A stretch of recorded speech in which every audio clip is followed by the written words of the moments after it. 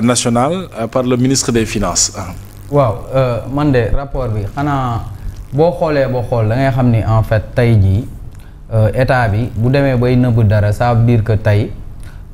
parce que nit yi mënoo leen takk leen seen biir ba pare di am benn train de vie bi maanaam di dépenser yenn dépenses yi ça veut dire que tey état bi dafa xam ni rek am na loo xam ne ni bu ko fësaloon nit ñi dañuy offensé wu. parce que li ñuy naan charité bien ordonnée commence par soi-même parce que tey nit boo wootee dara yow yaa si war a njëkk jiitu bu fekkee ni nag yow yaa ngi woote dara par exemple parce que sénégalais yi tey ñoo ngi bëgg a xam par exemple premier ministre yaagul dara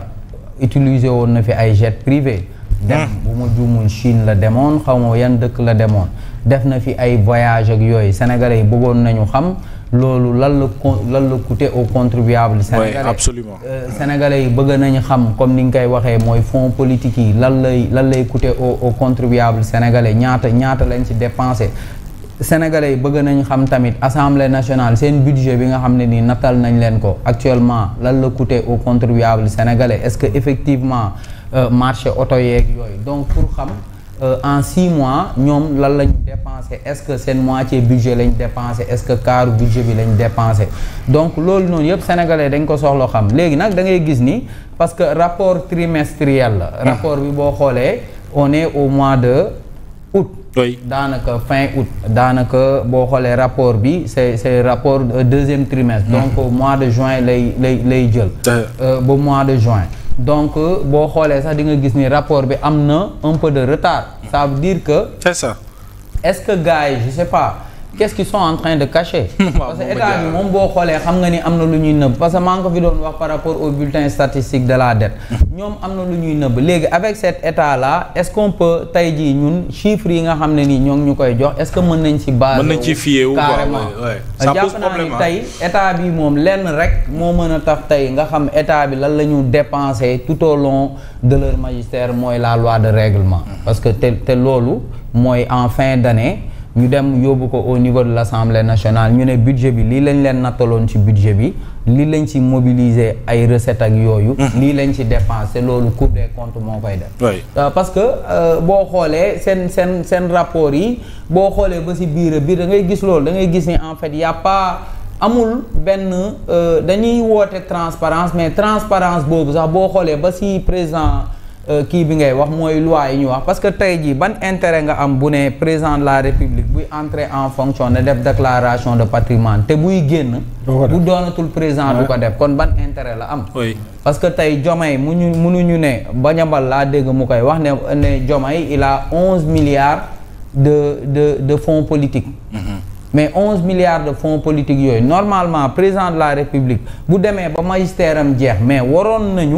na mën a def déclaration de patrimoine bu jugee bu nekkatul président pour ñu xam effectivement mais Diomaye ba muy nekk président lii la amoon ba muy kii lii la amoon même le premier ministre lii ci yokk waaw même le premier ministre Ousmane Sonko parce que tey quand tu entends quelqu'un comme Badiambal encore me citer ko dire que Ousmane Sonko il a am na fonds politique yu toll ci 9 milliards mais loolu tey ci dëkk bu metti bi nga dégg ni premier ministre am na fonds politique 9 milliards te comme ni nga koy wax maanaam la presse n'insiste pas sur ça tey ji je sais pas quoi man moom bàyyi naa bind affaire yooyu quoi ndax sama bët yi mayetu moo mais presse bi tamit aujourd'hui gars yi duñu insister aussi sur les vraies réalités sur les dafa am yoo xam ne dañ ci war a insister mais Grande Gueule aujourd'hui pose le débat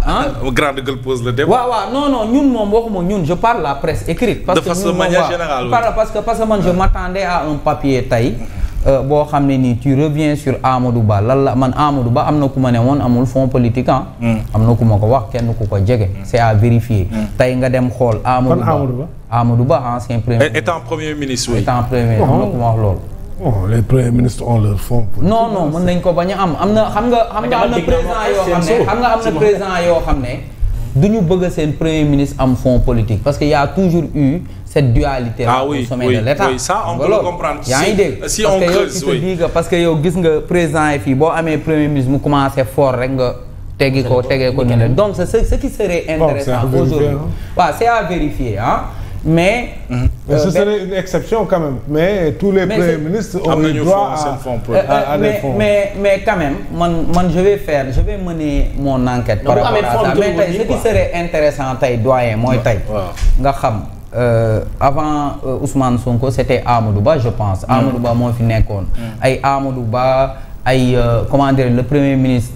premier ministre de Macky Sall c'était Abdou Mbaye ñoom ñëpp nga xam effectivement ñaata fonds politique lañ doon am parce que tey nga dégg ni un premier ministre là 9 milliards de fonds politiques alors que loolu gars yi jëluñu ko def ko débat si dëkk boo xam ne nee nañ dañu bëgg a def redressement boo xam ne nii boo xoolee genre ajustement structurel la rek te redressement boobu ak jeexital yu mu mën a am si population bi nga xool ni par rapport ak kii document bi ñu servir boo xoolee daanaka xaalis bi yëpp ci impôt lañ koy jëlee moitié bi daanaka leneen lii c'est par rapport ak xaalis bi ñuy leb waa ci marché bi léegi nga xam ni impôt alors c'est confirmé Abdoul Mbaye Amadou Ba Boun Dionne Mimi ñoom ñëpp amuñu woon fonds oui parce que mais si président xam nga lu tax ma wax la loolu parce que boo xoolee quelqu'un comme Macky Sall musul bëgg benn numéro 2 bu am doole te tey ji un premier ministre qui a des milliards en fonds politiques mais loolu noonu c'est xam nga gars yi donc tey ji Ousmane Sonko loolu dañ ko war a di def débat tous les jours oui ñu wax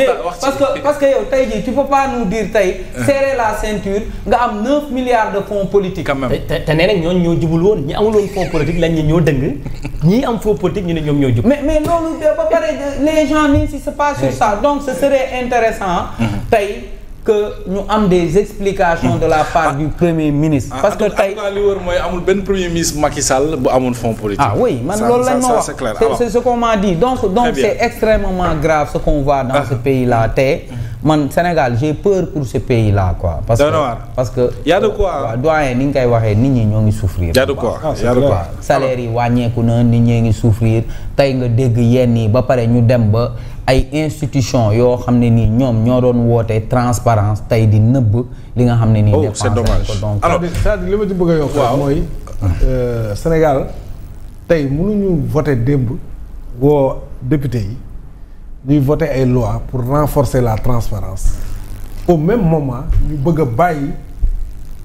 structuration fonds yi noonu c'est-à-dire tey jii fonds politique yooyu ku mu neex nga dugg ci nekk taal ko du mujj fenn parce que y a aucun compte qui est demandé au président de la République ak ñi ko yor mais loolu nag jàpp naa ne Sénégal fi mu toll nii noonu da ko war a dépasser nag fonds yi kay bu ñu ko mënul jël def ko ci gaf ak ñëpp séddale ko ñëpp jot seen wàll comme ni ñu ko gars yi nag loolu lañ ñu doon wax de suñu jëlee réew mi Ousmane Sonko moo doon wax loolu suñu jëlee réew mi alalu réew mi dinañ ko teg séddale ko ba sunu fu sénégalais mën a nekk dëgg la mën cee am li nga war a am. c'est ça loolu nag fa muy commencé mooy gafa googu nga xam ne ñëpp ko bokk. gafa yooyu damaa ñor de. parce que mënoo yor ay milliards aussi. yow yaa ciy décider nu mu